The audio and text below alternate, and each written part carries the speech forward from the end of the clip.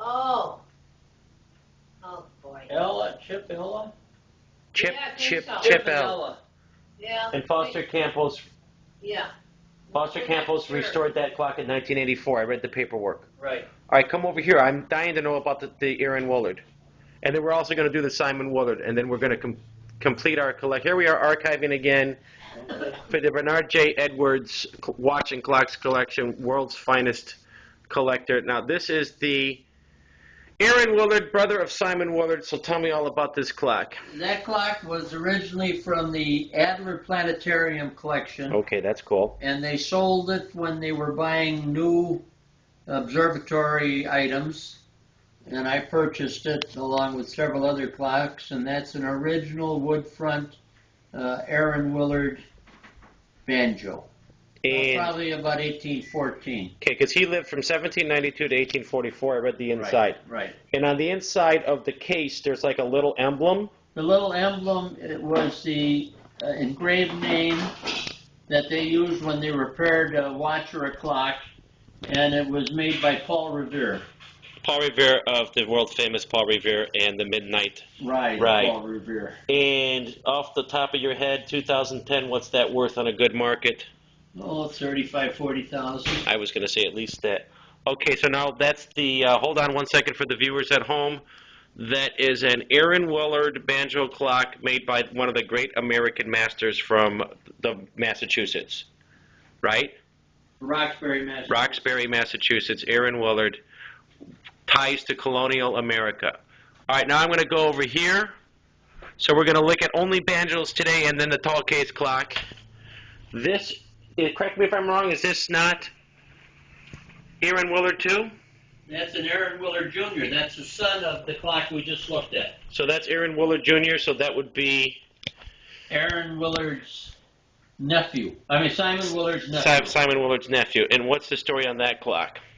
That's the next generation clock made by the sons of the famous family, continuing in the family homestead and continuing to make clocks. And that is... That probably would be 1840s, okay. Middle 1840s.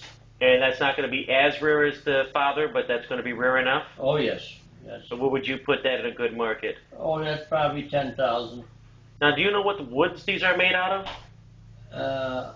The first clock was made of mahogany. That's what I thought, mahogany. And the second clock was wood as a mahogany veneer. Now, everything's original on these clocks. Everything's original. Even the dial. Right. All right, so we're going to move on to the next clock. Now, what I'm looking at here is got a lot more glass and brass, and it's also a banjo clock. And so I'm going to move over here. Tell me the story of that clock. That is an Aaron Willard Sr. banjo with a very rare movement, which is called the T-bridge movement. And it's from a very famous collection, the Chipman P. Ella collection. Chipman P. Ella was the man that wrote the book on the banjo clocks, which is used by all libraries. So that's also between the early part of the 19th He had a fire in his house and it was singed, and Foster Campos, the famous clock restorer, restored it to its original state. And ballpark figure in a good market? Which one gets his key? We didn't know. I don't know. We don't know. We've got a mystery key. But every clock but the one we're talking about has a key, Mother. Okay. So well, it came from something. Well, then put it in there. Put it on top or in that clock. In a good market, what's that clock worth? Because it's been restored. That's probably 15, 18,000. Because it's been restored. Yes. All right, so this is the last banjo in here. Though not, we have more banjos in the house. I'm trying to get a good picture of this one.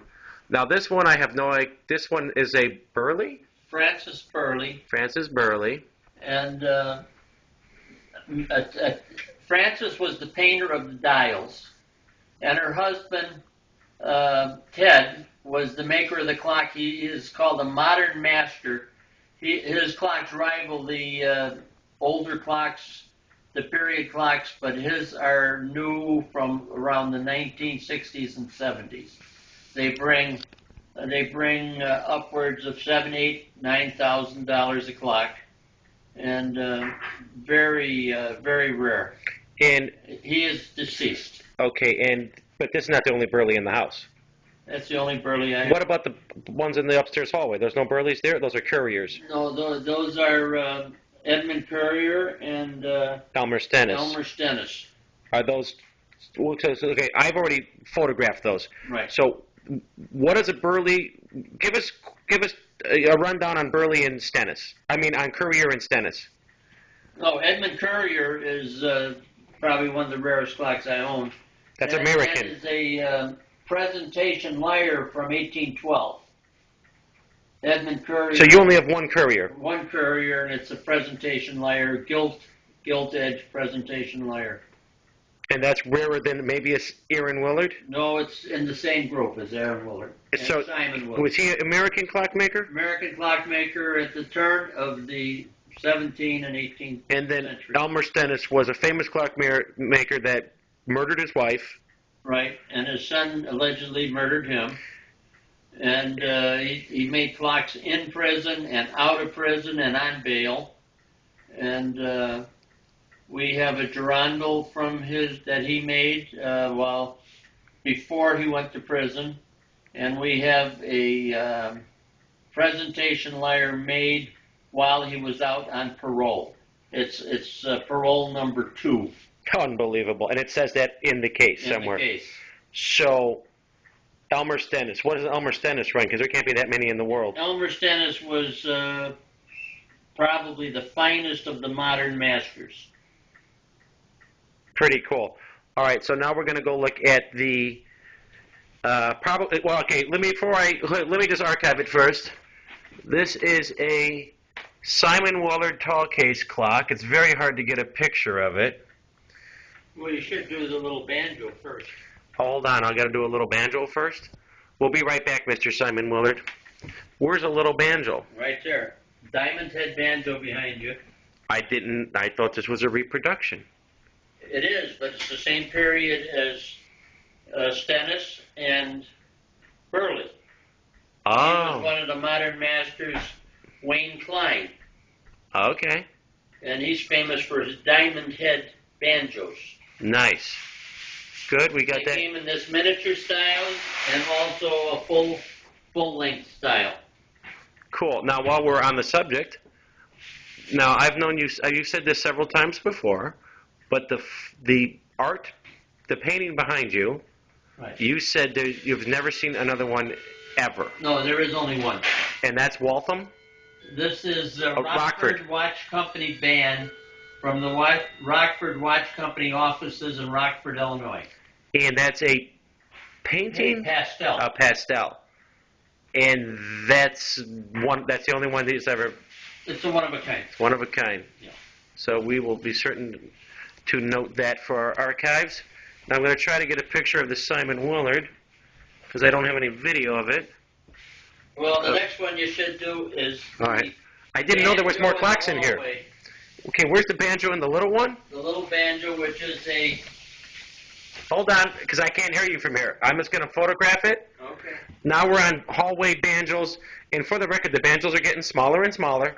That's a salesman sample of the number 5 Howard banjo that was found in the basement of the factory in Massachusetts, Boston. Wow.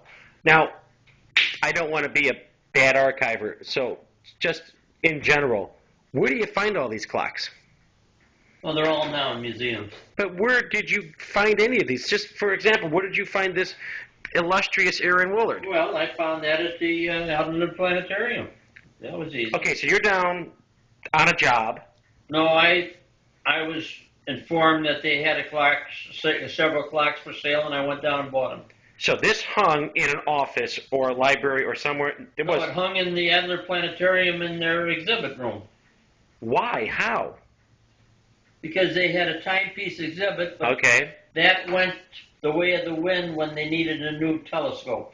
Yeah, I don't know how you got that So did you get this in the 60s or 70s? The 70s. And how much did you pay for it? I You- paid $400. Yeah, I think you already said that. $400 for that. $400. So, quite obviously, a good investment in Clock and Watch Very advertising good. for people collecting at home. Yeah. All right, now are we ready to go to the big ticket item? Yeah. All right. So I'm going to archive it one more time. He did my plan. So now we're going to archive what I'm calling to be his finest clock. What about my clock? Certainly one of his best stories. This is, again, a Simon Willard tall case clock. Very hard to get a picture of it with the technology I'm using.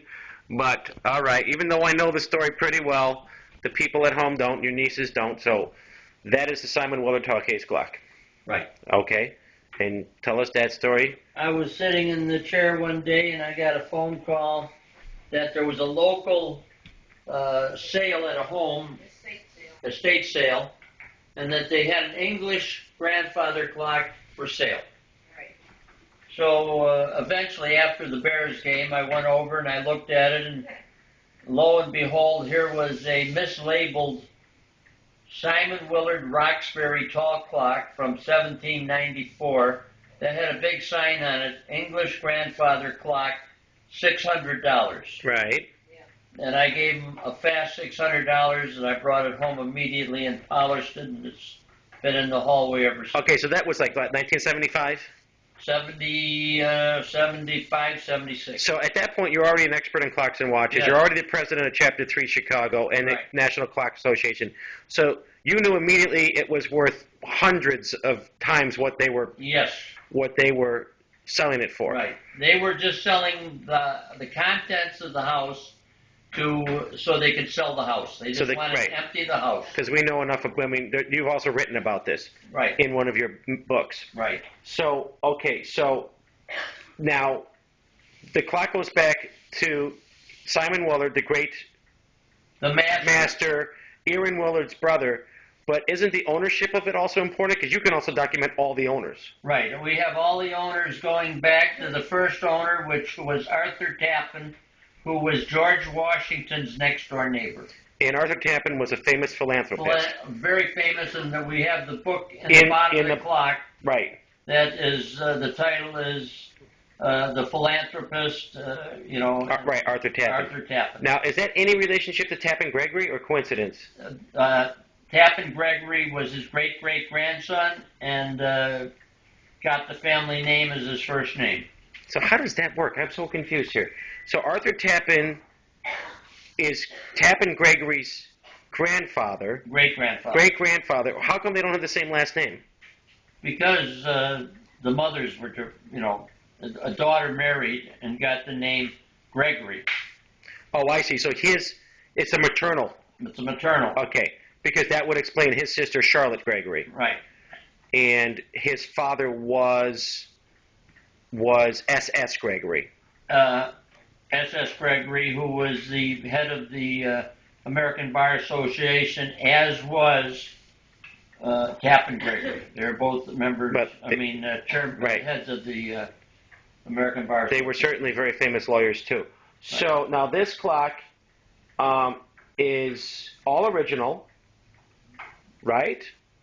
Well, the base has been was taken off, and a new base going back to the 1800s was put on to make the clock taller.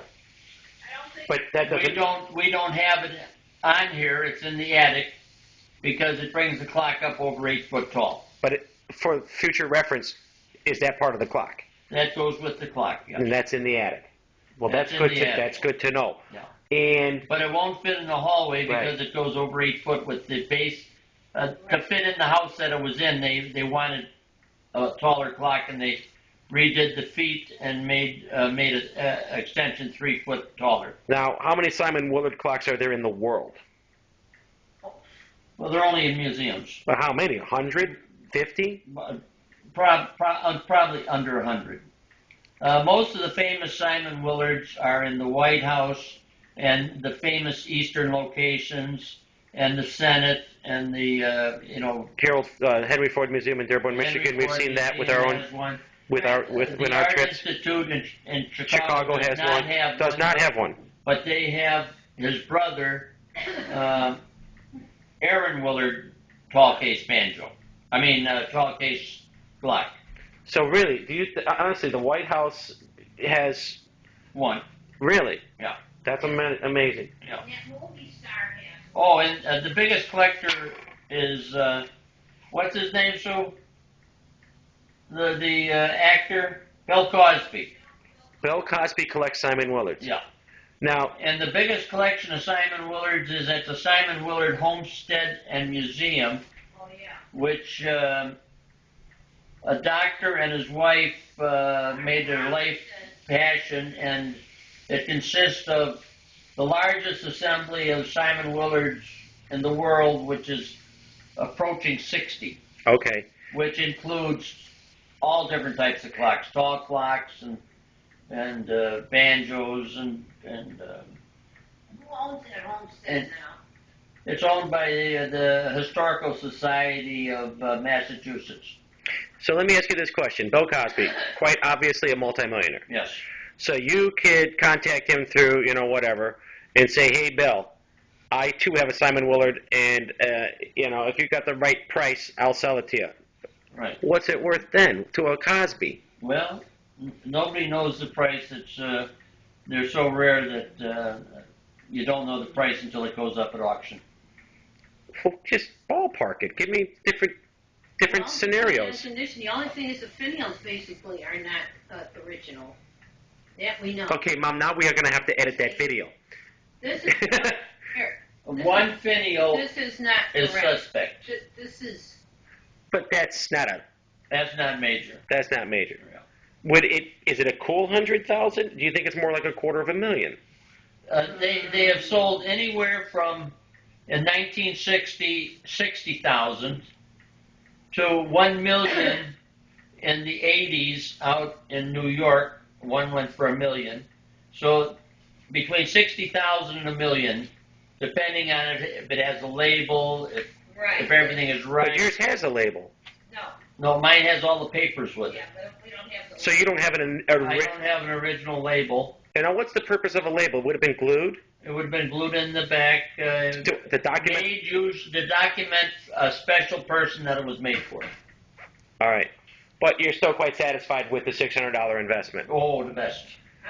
Okay. So that's all we're going to do today, I think, right? That pretty much covers the fine masterpieces in the living room, right? Right. Because I pretty much got everything else. And so that concludes our afternoon. The Stennis in the hallway. We talked about the Stennises. I videotaped them last time. Oh. I have Stennises on video. No, that's a good idea, Bob. It should really be documented. Yeah, because you know why? Because I'm a family man and I care. Yeah. To me, it's not junk on a wall. To me, it's Well, part of what about those our three legacy. things- What about those three things there? I have already done the dining room Bill? before they. Oh. Remember, I did the You have the den before the and move. Bill- Oh. The only thing we didn't do was the basement, but I'm not going down there. Well, there's nothing there. Yeah. To We're good. So that concludes our archival look at one of the great American clock collectors in history, and we hope someday that that you get to enjoy this film and appreciate the quality and the craftsmanship. Again, it's like being in a museum, right? Right. Would you say that pound for pound, every single clock in this room would be worthy in a museum? Well, these are definitely all. Everything here's a museum piece. This one in particular, Yeah. like you asked me earlier, I don't know if there is another one. I know the museum doesn't have one. Well, okay, let me ask this The question then. National Association. What's the rarest clock you own? What's the one clock you own that nobody else owns, or that if you could go on a desert island and only take one clock, or Probably this one because I've never. Well, that's my favorite clock, but that's my favorite clock but too. the Edmund Courier is just as rare as this one Now, why is Edmund Courier just as rare? because he made much fewer Oh, clocks okay. Supply and at the demand. same time, and his family, who lives in New England, has tried to buy them, and they're just not available to buy. Okay, They're usually tied up in museums. cool. All right, well, that concludes this portion of a life in times of a collector of But clocks and this watches. one, this is very rare. Mom, come on. If we go through every clock, I'm going to run out of video. Oh, Well, just give me 5 seconds on this clock then. this one I found. Okay, she's taking credit here now. I did. That's it. Yeah. I What is that clock? I found it at in a shopping mall in Vernon Hills, There's a little candy here. where they were having a what? Antique show. Collector's exhibit. A collector's show. What is it, American, British, wall clock? Who's the maker? What do we know about this clock?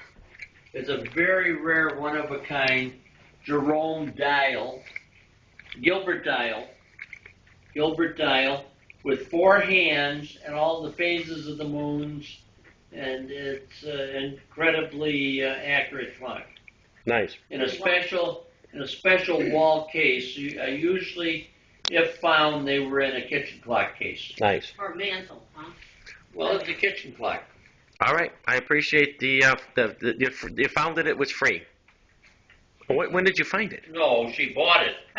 You mean found it? You were the one who found it to buy it. Yeah. I thought you found it. Dad was down the hall a ways or whatever, and then I walked one way, he walked the other, and then I saw this clock laying on the table, and I called Dad and I said, I don't think I've seen one like this that you have purchased. And then when he came over, he says, "Oh wow," he said, "That's terrific." He says, "You got to buy that." Nice. All right. So that covers the clocks now. Yeah. Okay. Right. Okay. I No, was I don't think so. I don't think you covered the miniature Waltham. Where's the minute? Now there's another Waltham that I didn't see. Banjo. Oh, on the that right corner. side. All right, I'm going into the corner. I didn't know there was a clock over here. Hold on, this clock is so tiny. All right. That's a miniature Waltham banjo. All right, hold on, I'm coming over. Give me a second. So we're going to, Waltham, obviously American, Massachusetts. Go ahead, Right, Waltham. Massachusetts.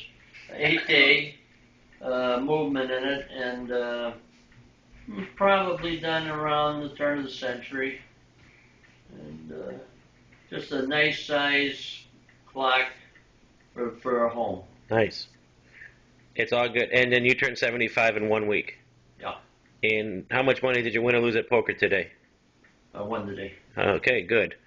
And so that's another for those viewing at home. Howard? Did we do that Howard in that hall? I didn't know there was a Howard in the hallway. Sure, that little small Howard. What small Howard? The little banjo? Yeah. We did the Howard. Yeah, that we did that. Okay. You did that already. I think we got it all. The salesman sample. Salesman sample. Oh yeah, we did that Yeah. already. Okay, so here we are relaxing on a beautiful autumn day in Chicago in the residence of Bernard and Susan Edwards, American clock collector. It's second to none. And what's your latest project? I'm hearing you got like the entire Winston Churchill collection. Yeah. You Two bought books. a whole book collection of Churchill. Right. So those should be a pretty turnaround on eBay, right? Put on Bern about 10 or something, Yeah. but only 3 sold. We had a lot of watchers, so leave that year alone. You're. All right, so now that we have archived, I'm going to say goodbye, and we'll see you next time, and happy collecting to you at home. All right. Okay.